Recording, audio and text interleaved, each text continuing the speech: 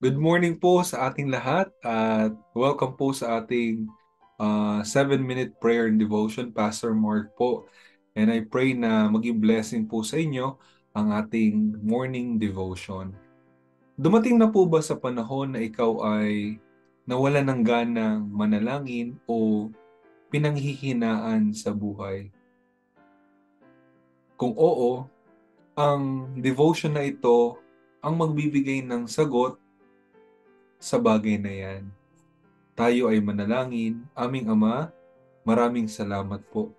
Tunay nga ng Biblia ay punong-puno ng mga pangako na hindi kailanman magbabago. For you, O God, dear God, is the same yesterday, today, and forever. Puri ng pangalan mo, Ama, Panginoong Hesukristo. At dalangin ko po ngayon, na bigyan nyo ng katuwaan ang mga listeners ng devotion na ito. This I pray, in Jesus' mighty name we pray. Amen. Basahin ko po ang mga talata mula sa aklat po ng Lucas or Luke chapter 18 verse 1. And he spake a parable unto them to this end, that men ought always to pray and not to faint, saying, There was a city a judge which feared not God, neither regarded man. And there was a widow in that city, and she came unto him, saying, Avenge me of mine adversary. And he would not for a while, but afterward he said within himself, Though I fear not God, nor regarded man, yet because this widow troubleth me, I will avenge her, lest by her continual coming she weary me. And the Lord said, Hear what the unjust judge saith. And shall not God avenge his own elect, which cry day and night unto him, through he bear long with them? I tell you that he will avenge them speedily. Nevertheless, when the Son of Man cometh, shall he find faith on the earth. Sa umaga pong ito, ang ating devotion ay bibigyan natin ng pamagat na never stop praying. Huwag tumigil manalangin. Itong kwento pong ito ay isang kwento ng Panginoon na merong dalawang aral. Ang unang aral ay ito: God knows the trouble of His children.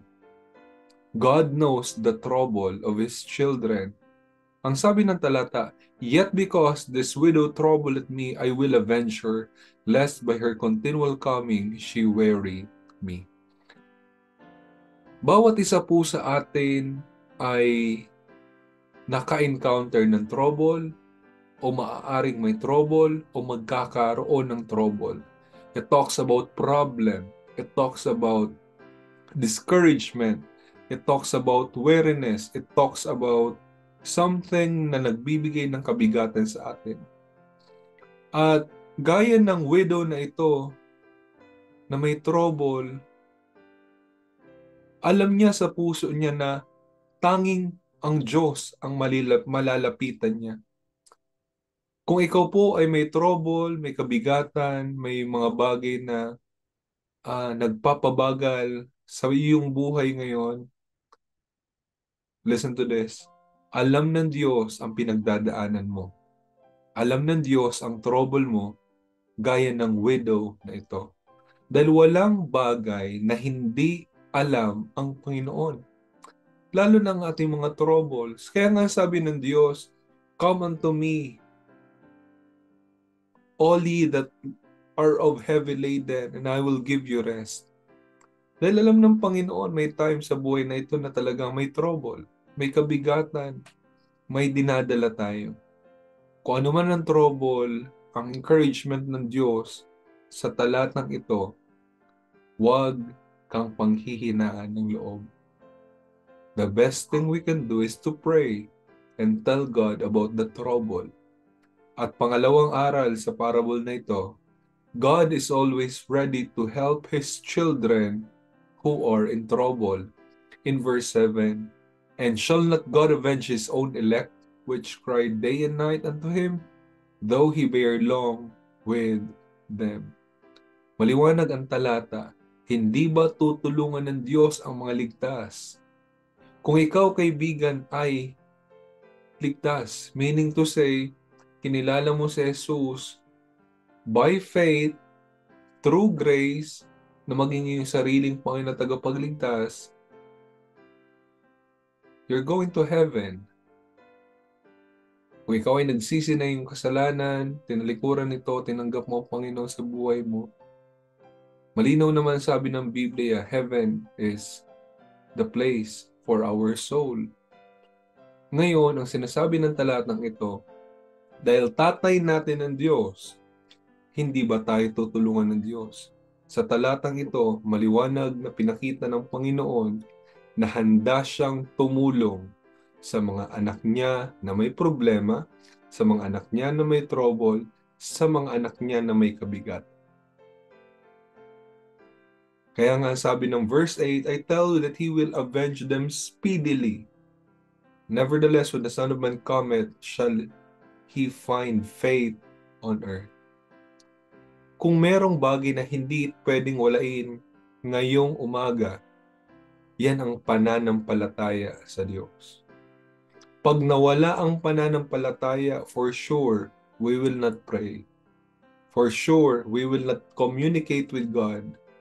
At kung meron dapat hingin tayo ngayong umagang ito, yan yung faith. Kaya nga, magandang prayer, Lord, increase my faith so that I can pray more, I can communicate with you more, I can talk with you more.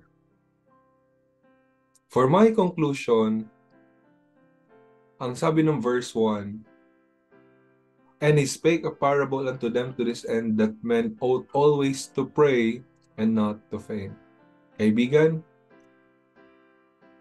this is the time that we should pray more.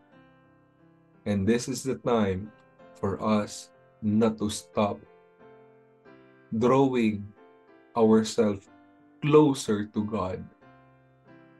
Dahil ang Diyos, alam ang pinagdadaanan mo at handa kang tulungan. Tayo po ay manalangin. O Diyos na banal at dakila sa lahat, salamat po. For this very verse is a reminder for us not to stop praying and not to faint. God, you know all of our troubles and concern. Please avenge us, help us, rescue us.